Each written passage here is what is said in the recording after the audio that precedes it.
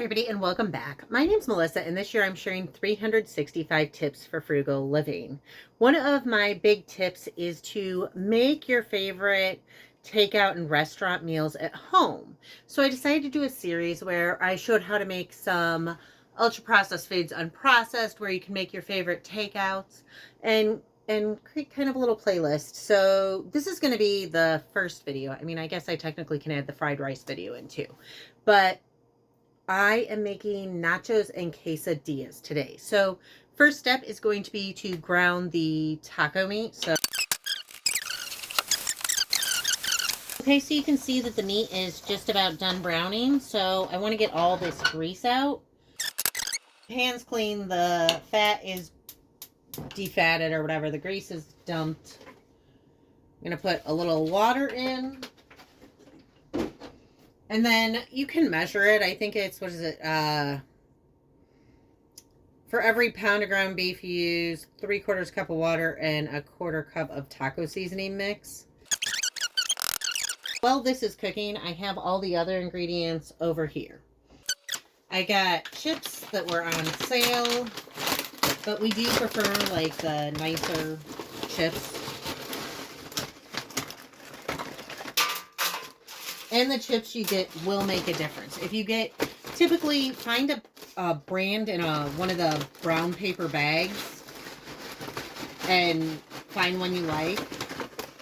Decide yellow corn or white corn. And you'll tend to do better than like if you just get Tostitos. I haven't figured out refried beans yet either. I'm working on my skills for Mexican food. I just figured out the rice and beans thing. Like red rice and beans, just to clarify. So I really like these Isadora. This is not sponsored, but the Mayocoba, I'm not sure how you say it. Beans never are going to spread nicely. I mean, unless you've got them really thinned down. Because like, I worked at a Mexican restaurant, and if you look at the beans, they're more like scoopable at a restaurant. Like, they almost like ladle on, and they're more like soupy. I've got the beans. He wants onions, and he wants cheese. You can use any cheese, but I really like the Chihuahua cheese or a quesadilla cheese. Some places use Monterey Jack. I just feel like the Chihuahua creates the best nachos. And I got that for, that big bag was like $7.99. So comparable to like, would be comparable to like $2 for a little bag. So then I'm going to just sprinkle, well, I don't know why I said sprinkle, but I'm going to put the meat on. And he wants just a few onions, so you obviously can put whatever, I mean, do you like tomatoes? Do you know, whatever vegetables you like, cut them up and have them. And then you're going to want to really do a generous helping of cheese. So I have the cheese on. I'm going to just stick these in the oven.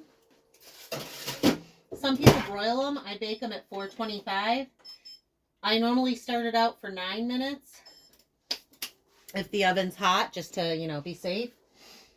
And then I am going to... So I need this pan again. I'm going to pause while I sort my ingredients. I'm going to go ahead and make the quesadillas. I put just a little bit of butter. You can put butter, oil, or you can do it dry.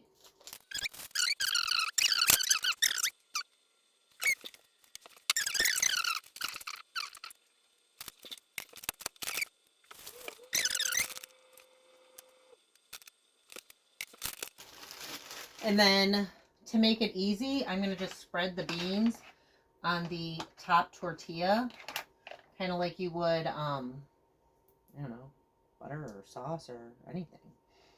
But since they are a little thicker, I can go ahead and do that. Put it on, because essentially a quesadilla is just a really fancy grilled cheese. And then I'll keep it over a medium heat. Let that cheese melt. Oh, shoot. That smells like it's... Oh, no, it's fine.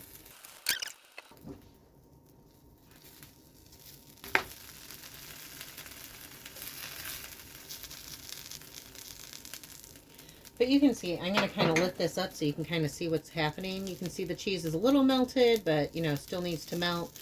But everything's kind of gradually blending together. You put the nachos in the oven first. Then you can cook the quesadillas or quesadilla or make tacos or whatever. And you can choose whatever meat. I could have used pastor. I could have used chicken. I just chose ground beef today. So there are options. Okay, so the nachos are done. And you can see they look really nice. You've got the cheeses browned. You can cook them longer. My kid kind of likes them this way, so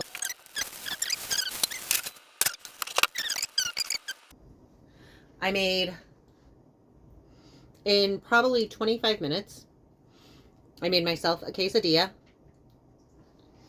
I made my kid nachos. And I chose taco, and I made the taco meat. Everything just, you know, it was really simple. Again, you could use pastor, you could use leftover chicken, whatever you choose. And it's a fraction of the cost. Now, granted, my quesadilla is a bad example because since I eat less, I make less because I don't want to have it left over. But those nachos, so the chips were $3. I still have chips left over. I used maybe $1 worth of cheese, and then, I don't know, like, probably $1 worth of cheese, probably 50 cents worth of chips and beans or so. So probably, like, those nachos I probably spent like $2 to $3 on, versus they would have been $10 if I went out to eat. So, you know, and I mean, you can then easily take it, you can put on and take off what you want. I mean, he doesn't do sour cream, so obviously there's no sour cream on it. I didn't make guac, so not a big deal. But you can, if you're making your takeout or restaurant style food at home, then you also have more control over what goes into it. So you can really customize it to your preference, and it's pretty easy to learn and pretty easy to do. And I feel like nachos and quesadillas are two of the easiest because almost everybody can make taco meat. And if you can't, like, you can shred chicken. So like if you got a rotisserie chicken, you could shred up the leftovers and mix it with some sauce, and then you have like a chicken verde. But it's simply, you know, cheese, beans, meat, and then whatever things you like on it. The onions, the tomatoes, whatever, pico de gallo. And it's really simple, and you can save a lot of money.